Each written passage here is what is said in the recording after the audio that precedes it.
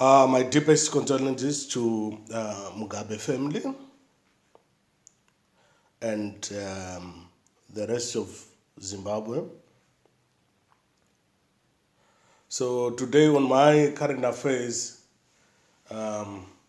page, I'm going to talk about Mugabe.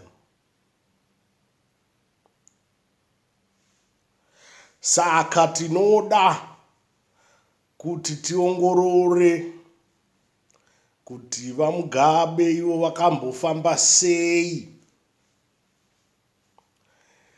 Zimbabwe will never be a colony again. Right. This is my personal opinion, and everyone is allowed to air out their opinions. I would like to agree with everyone in the entire world, and mostly in Zimbabwe, that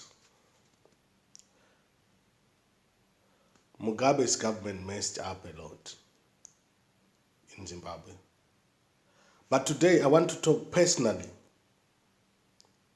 about Mugabe as a human being. Of course, we cannot talk about Mugabe outside of politics because his entire life basically was in politics. And the time that most people know Mugabe, he was involved in politics. So, but I want to try and scrutinize, small things that I think a lot of people have overlooked about Mugabe. Right. This is what I know about Mugabe. Mugabe was the president of Zimbabwe for 37 years. And during his time, a lot of things happened, and mostly we can remember bad things that happened to Zimbabwean people. Right. I want to talk about Mugabe in an example. You are two friends and you want to start your own business. And having the capital and everything in place. So the only two of you, you know how you get the capital, how you're going to start this business, and all the fundamentals around, running a business. So you start your own business, and then the business flourish at the beginning, and then during the course, you start to face challenges like competitors, like insolvent, liquidation, you start to use the business capital, and by so doing, the business is not working properly. So you facing those challenges whereby you think buying in other individuals will sustain the business, whereby you think introducing other individuals, will sustain the business. But in actual fact, it won't sustain anything. So this is what happened. This is what I think, this is what happened in Mugabe's life. Mugabe, to me, he was a true leader.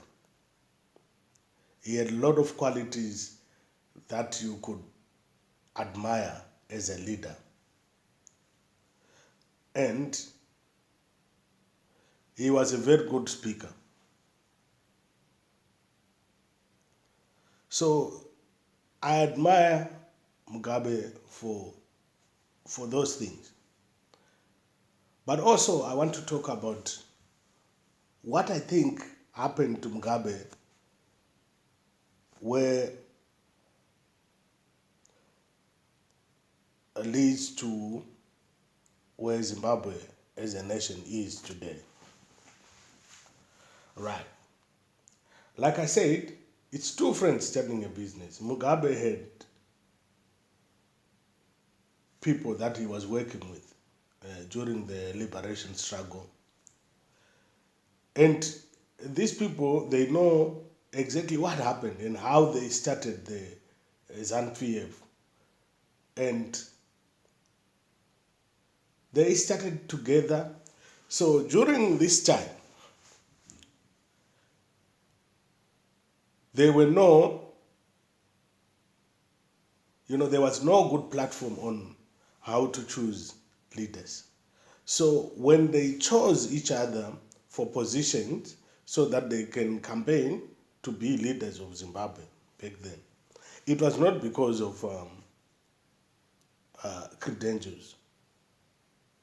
It was not because of leadership qualities. It was because of comradeship. So you see, that government that was formed back then, it was not because people were able to run a government. It was because we were together in the war. And we know exactly how we started this government. People, they say people were killed in order for other people to pave their way into government. So if that was true, that people died, like Josia Tongogara. If Josia Tongogara was killed, it means they were paving someone a way to be part of the leadership.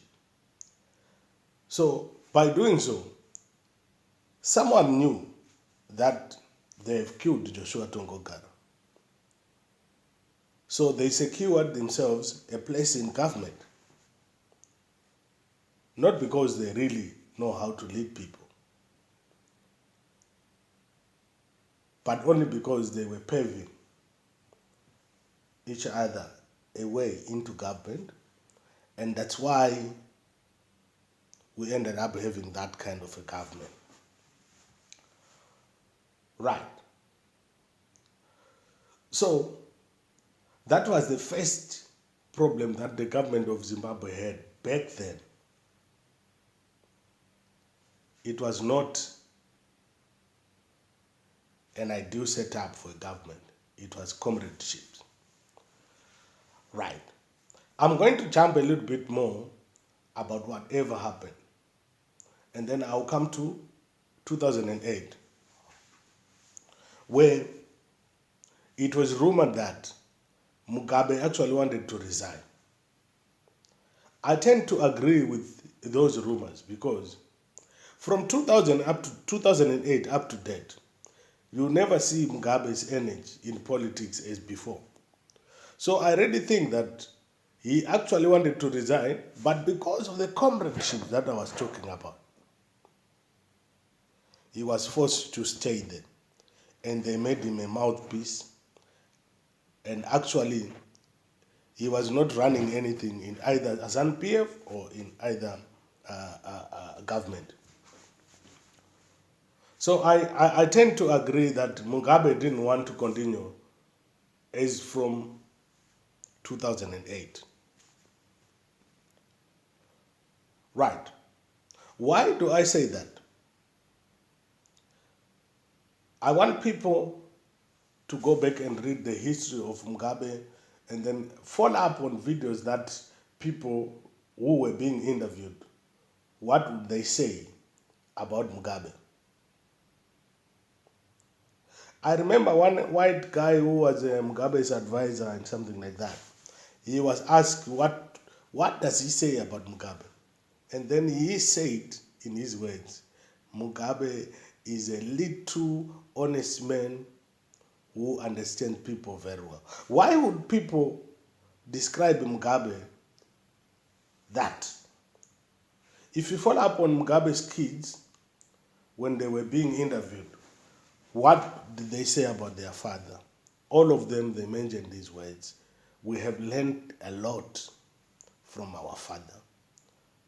Strangely, they could mention a few about their mother, but they did talk a lot about their father.